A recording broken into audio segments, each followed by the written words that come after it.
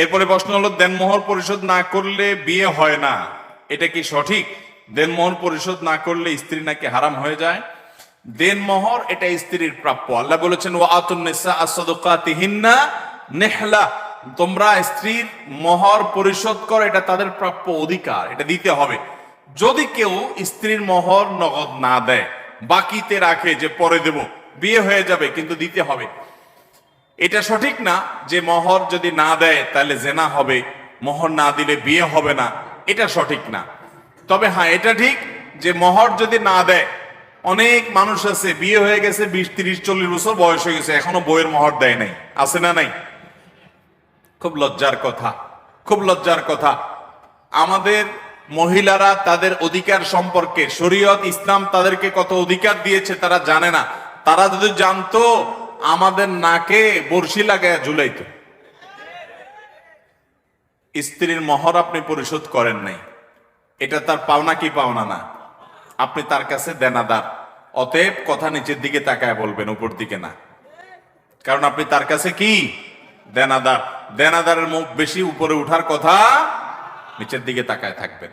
এবং আমি প্রায় বলি, দরখাস্ত লিখবেন বইয়ের কাছে, যদি মনে হয় যে এত টাকা মোহর ধরছে মুরব্বীরা, যে এই টাকা দেওয়ার ক্ষমতা আমার নাই, কামাই করে 20-30 হাজার টাকা, মোহর ধরছে 20 লাখ টাকা, কেমনে দেব? কিন্তু ধরে ফেলছে, আপনি তখন রাজি হয়ে গেছেন, কাজ হয়ে গেছে, এখন আর কিছু করার নাই, দিতেই হবে। মরে যাবেন, এই বউকে আমাদের ময়দানে বলবে, চান্দু মোহর দিয়ে সামনে আগাও, কোন রক্ষা হবে? শরীয়তের মাসআলা হলো, কেউ যদি মারা যায়, স্ত্রীর মোহর যদি পরিশোধ না করে, তার সম্পদ সহায় বিক্রি করে আগে বউয়ের মোহর, অন্যান্য পাওনাদারের পাওনা যেরকম দিবে, স্ত্রীর মোহরও আগে দিতে হবে। এরপরে থাকলে ছেলে মেয়েটা ভাগ বটরা হবে।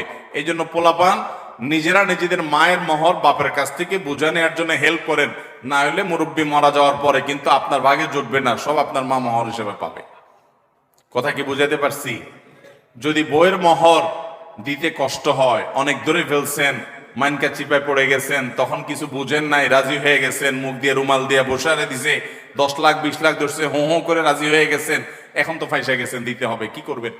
এবার বইয়ের কাছে মোহর লেখেন, দরখাস্ত লেখেন, বরাবর বরাবর সম্মানিতা স্ত্রী, বিষয় মোহর কমিয়ে দেওয়ার আবেদনপত্র, যথাবিহিত সম্মান প্রদর্শন পূর্বক নিবেদন এই যে, আমি আপনার অবাগা হতবাগা কপাল পড়া স্বামী, আমি একজন ফকির মিসকিন গরিব মানুষ, আমার যে মোহর ধার্য করা হইয়াছে 10, 20, 30 লাখ টাকা, ইহা দেওয়ার ক্ষমতা, পরিশোধ করার ক্ষমতা আমার নাই। অতএব জনাবার সমীপে নিবেদন এই যে, মোহরের টাকা কমাইয়া আমাকে বাধিত করবেন, বিনীত আপনার হতবাগা স্বামী।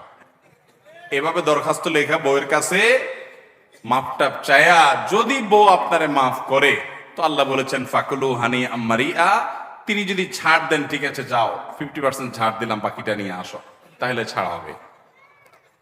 বউয়ের মোহর সব পরিশোধ করছেন, বিয়ে করছেন, মোহর পাই পাই করে পরিপূর্ণ পরিশোধ করছেন, যারা হাত তোলেন দেখি, মিথ্যা তো হাত তুলবেন না। এই যুবক বিয়েই তো করে নাই, পিচ্ছি হাত তুলে দাঁড়ায় আছে, দেখেন কয়টা হাত উঠছে, দেখছেন? নামান, তার মানে বাকিরা হাত মোহর দেন নাই বউয়ের। মোহর দিবেন তো ইনশাআল্লাহ? স্ত্রীর মোহর স্ত্রীকে দিয়ে দিবেন। আমার দেশে মেয়েরা সোজা সরল, মোহর দিতে গেলে স্ত্রী বলবে, কি ব্যাপার তুমি আমাকে মোহর দিচ্ছ কেন, সম্পর্ক কি শেষ নাকি? মহিলারা তো বুঝে না, অথচ মোহর তো বিয়ের শুরুতেই দেওয়ার কথা, ঠিক না বেঠিক? আমাদের দেশে মোহর দেয় হলো তালাক হলে, মোহর দেয় কখন? এটা কেমন কথা? মোহর সাথে তালাকের সম্পর্ক নেই, মোহর সাথে বিয়ের সম্পর্ক। মোহর দেওয়ার কথা কখন? বিয়ের সময়। আমাদের মেয়েরা যদি নবী করিম সাল্লাল্লাহু আলাইহি ওয়াসাল্লামের মেয়ে ফাতেমার মতো সচেতন হতো, শরীয়তের মাসআলা জানতো, তো আমাদের কপালে দুঃখই ছিল। ফাতেমা রাদিয়াল্লাহু তাআলা আনহা, তার সাথে যখন আলী রাদিয়াল্লাহু তাআলার বিয়ে ঠিক হয়, উনি নিজে নবী সাল্লাল্লাহু আলাইহি ওয়াসাল্লামের কাছে আর্গুমেন্ট করেছেন যে আমার মোহর অগ্রিম চাই, আগে পরিশোধ করে দিতে হবে। সাফ সাফ কথা। আজকাল যদি কোনো মেয়ে এরকম চায়, ছেলেরা বলবে, ওরে বাবা রে, এই ডাইনির সাথে ঘর কেমনে করবো? অথচ এটা তার অধিকার, তার চাওয়ার রাইট আছে। আমাদের দেশে যত জমি জমা আছে, যারা দলিল ঘাটাঘাটি করেন, 100টা দলিল ঘাটাঘাটি করলে কয়টা দলিলে মেয়ে মালিকের নাম পাবেন জমিতে? তার মানে বোনদের ফুফুদের কোনো অধিকার দেশে দেওয়া হাতে গোনা কিছু মানুষ ছাড়া। আল্লাহ আমাদেরকে মেয়েদের অধিকার আদায় করার তৌফিক দান করুন। তাহলে দেনমোহর না দিলে বিয়ে হয়ে যাবে, জেনা হবে না, ঠিক আছে, কিন্তু সেটা পরিশোধ করতে হবে, না হলে আপনি আল্লাহর কাছে দায়ী থাকবেন এবং আপনার এটার জন্য প্রায়শ্চিত্ত করতে হবে।